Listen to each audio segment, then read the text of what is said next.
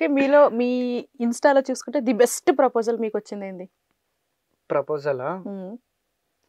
అదేదో పెట్టారు కామెంట్ తెలియట్లేదు గానీ హ్మ్. ఏదో మర్చిపోయానండి. కానీ బెస్ట్ ప్రపోజలే అది. Best proposal. బెస్ట్ ప్రపోజలే బెస్ట్ ఇచ్చారు. ప్రపోజలే గాని మనకు గుర్తుండట్లేదు. ఎందుకంటే గుర్తుండట్లేదు. అన్ని ప్రపోజల్స్ వచ్చినాయి. సో వస్తున్నాయి. ఏది గుర్తుంచుకోవాలో తెలియక ఆ!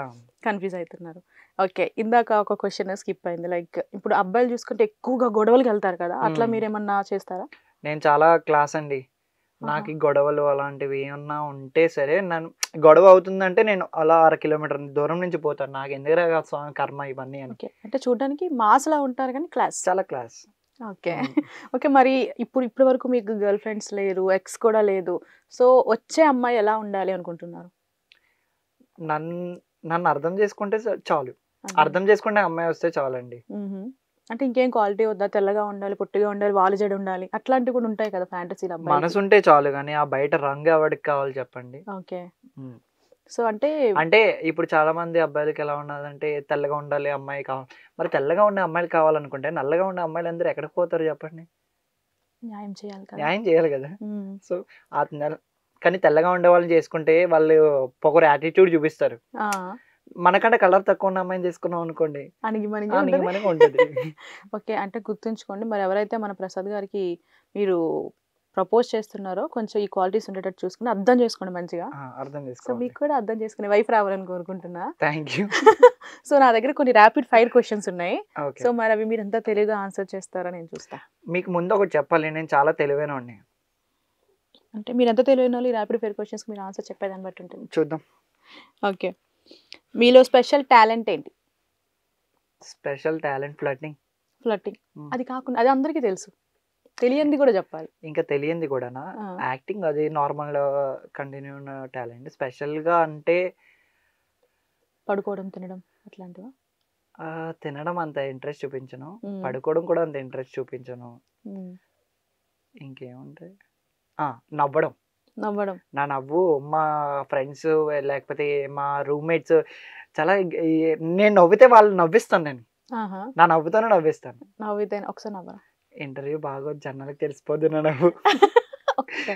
నేను చాలా లౌడ్ స్పీకర్‌గా నవ్వుతాను. ఓహ్! అన్నట్టు నవ్వుతారా? వచ్చేసింది. ఇది ఫేక్ స్మైల్. ఇది ఫేక్. రియల్ స్మైల్ కావాలనుకుంటే మొత్తం సౌండ్ తెప్పిస్తాం. మీరు తెప్పించాలి. ట్రై చేద్దాం. మన సాయశక్తులా ట్రై చేద్దాం. ఇంకోటి ఒక అమ్మాయిని చూడంగానే ఫస్ట్ అసలు ఏమనిపిస్తుంది నీకు? అమ్మాయిని చూడగానే నరాలు లెగుతాయి. నరాలు లాగడం ఏంది? అంటే ఏదో అంటారు కదా! 'ఉప్పెన' సినిమాలో డైలాగ్. నీకు ఏ యాంగిల్‌లో నరాలు లాగుతున్నాయి? చెప్పు. ఏమో ఒక అమ్మాయిని చూడగానే లేకపోతే అందరు అమ్మాయిలు చూడగానే కాదు. పర్టిక్యులర్‌గా కొంతమంది ఉంటారు కదా!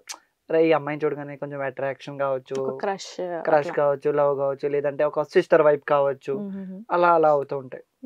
అట్లా కొంచెం ఆ బటర్‌ఫ్లైస్ ఎగురుతాయా? ఎగురుతాయి. ఎగురుతాయా? ఎగురుతాయి. అమ్మో! నాకు బటర్‌ఫ్లైస్ కాదు. గుడిలో గంట మోగుతది. గంట అమ్మాయిలకి బటర్‌ఫ్లైస్ మోగితే అబ్బాయిలకి గంట గంట మోగుతది. మోగుతది. ఓకే. మీ లైఫ్‌లో ఎవరిని తిట్టాలి అనుకుంటున్నారు? అంటే పేరు చెప్పకుండా వాళ్ళని తిట్టేసేయండి. ఒకడున్నాడు. ఆ! వాడిని తిట్టాలనుకుంటున్నాను. ఓకే. యూజ్ చేయకూడదు గానీ ముందుండి మాట్లాడడం నేర్చుకోవాలి. వెనకుండి ఇలా గోతులు తవ్వడం మనిషికి కరెక్ట్ కాదు అదే పొజిషను. సో, నీకేది మాట్లాడాలన్నా సరే దమ్ముంటే నా ముందు మాట్లాడు. వెనక మాట్లాడి నువ్వు అస్సల ఏం అలాంటోళ్ళు అట్లనే ఉంటారు. మనం ఎన్ని చెప్పినా సరే వెనకనే మాట్లాడతారు. ఎందుకనంటే వాళ్ళు మనల్ని చూసి ఎక్కడో జెలస్ ఫీల్ అవుతున్నారు. అందుకే మన ముందు మాట్లాడడానికి భయపడుతున్నారు. అది. సో చాలా మంది లైఫ్‌లో ఇట్లాంటోళ్ళు ఉంటారు ఇంకా. బాగుపరచలేం వాళ్ళని. ఓకే. మీ మదర్ అంటే మీకు చాలా ఇష్టం అనుకుంటా. లైక్ మీ ఇన్‌స్టాలో కూడా చూసాను ఒక పోస్ట్‌కి ఎవ్రీథింగ్ అని చెప్తూ ఒక క్యాప్షన్ పెట్టారు. చాలా ఇష్టం మా మదర్. ఏ టు జెడ్ నాకు. ఓకే. తను అన్నం తినడానికి అన్నం లేకపోయినా సరే నాకు పెట్టి తనకి లేకపోయినా సరే అలా ఉంటారు. అఫ్‌కోర్స్ కొంతమంది మదర్స్ అందరూ అలాగే ఉంటారు. కానీ మా మదర్ అంటే నాకు చాలా స్పెషల్. నాకు లైఫ్‌లో మా మదర్‌కి పుట్టడం ఒక వరం అనుకుంటా. బట్ ఏమీ లేకపోయినా సరే నన్ను మంచిగా చూసుకుంటది. కష్టపడి బాగా చూసుకుంటది. నేనేం అడిగినా సరే కాదనకుండా నాకు ఇప్పటివరకు ఇచ్చింది. మా ఇంట్లో వాళ్ళు కొంతమంది ఈ ఫీల్డ్కి వెళ్ళకుండా జాబ్ చేసుకో, నువ్వు డిగ్రీ అయింది కదా అనుకున్నా సరే, మా మదర్ నాకు హైదరాబాద్ వచ్చే ముందు కూడా వాళ్ళు ఎవ్వరేమనుకున్నా సరే నువ్వు చేయగలవు, నా కొడుకు మీద నాకు నమ్మకం ఉంది, నువ్వు సాధించగలవు అని మా అమ్మ నాకు మంచి సపోర్ట్ ఇచ్చి ఇప్పటికి కూడా ఫోన్ చేసి తిన్నావా లేదా. నేను కొంచెం చిరాకు చూపిస్తా, కానీ మా అమ్మకి మాత్రం నా మీద అంతులేని ప్రేమ, చాలా ప్రేమ ఎక్కువ ఉంటుంది. ఒక్కొక్కసారి అనిపిస్తుంది నేను కూడా ఫోన్ చేసి కొంచెం ప్రేమ చూపించాలి అన్న కన్సల్ట్ వస్తుంది, కానీ అమ్మ ప్రేమ దేనికి విలువ కట్టలేనిది. అసలు కల్మషం లేని ప్రేమ అమ్మ ప్రేమ. అసలు క్వశ్చన్ అడగక ముందే మీరు మొత్తం ఆన్సర్ చెప్పేశారు. మనకి అసలు అమ్మ ప్రేమ గురించి తెలియదు, అంటే ఐ మీన్ లైట్లే అనుకుంటాం మనుషులు ఉన్నప్పుడు, మనుషులు లేనప్పుడు ఆ ప్రేమ ఏంటో తెలుస్తుంది. కానీ కొన్ని సీన్స్ నేను థియేటర్లో అమ్మ ప్రేమ సీన్స్ ఇలాంటివి వస్తూ ఉంటాయి కదా, రియల్గా ఎందుకో తెలియదు నాకు ఎమోషన్ కళ్ళంటే నీరు వచ్చేస్తుంది మొత్తం అమ్మ ప్రేమ గురించి వినగానే. ఎందుకంటే మా అమ్మ అంతలాగా 250 రూపాయలు కూలి పనికి వెళ్ళి మొత్తం కష్టపడి, అలాంటి రీల్స్ రీసెంట్గా ఒకటి చూసాను, నాకు చాలా బాధ అనిపించింది. ఎంత వయసు వచ్చినా సరే అమ్మని కూర్చోబెట్టి పంచకుండా ఎందుకు ఇంకా పనిలోకి వెళ్తుంది. మా అమ్మకి ఇప్పటికీ కాల్ పెయిన్ వస్తుంది, కానీ నా కోసం పనిలోకి వెళ్ళి మొత్తం మనీ సంపాదించి నాకు పెడుతుంది. కష్టం. అసలు నువ్వు ఒక స్టేజ్కి వెళ్ళాక మీ మదర్ని అంతలా చూసుకోవాలి, అంతకు డబల్ నీకు ఏదైతే ఇస్తున్నారో అంతగా డబల్ చూసుకోవాలి. అండ్ ఇంకొకటి, ఇప్పుడు మీ గూగుల్ లాస్ట్ సెర్చ్ ఏంటి? మీరు ఏడుస్తున్నారా? లేదు, జస్ట్ ఎమోషనల్ అయ్యాను. అమ్మ అమ్మ అంటే ఎమోషన్. సో మరి ఎమోషనల్ గా ఉన్నారు కాబట్టి ఇదే ఫ్లోలో ఒక క్వశ్చన్ అడగదాం అనుకుంటున్నా. మీ లైఫ్ లో కానీ మీ ఫ్యామిలీలో కానీ ది వర్స్ట్ సిచ్యువేషన్ ఎప్పుడన్నా ఉందా? మీరు అనుకునే వర్స్ట్ సిచ్యువేషన్ ఏమన్నా మీ లైఫ్ లో మీ ఫ్యామిలీలో? రీసెంట్ గా మేము మా ఇల్లు అమ్మేసుకున్నాము, ద వర్స్ట్ సిచ్యువేషన్ అది. కట్టుకున్న ఇల్లు అమ్ముకున్నాము, ఐ మీన్ అప్పులు ఎక్కువైపోవడం వల్ల.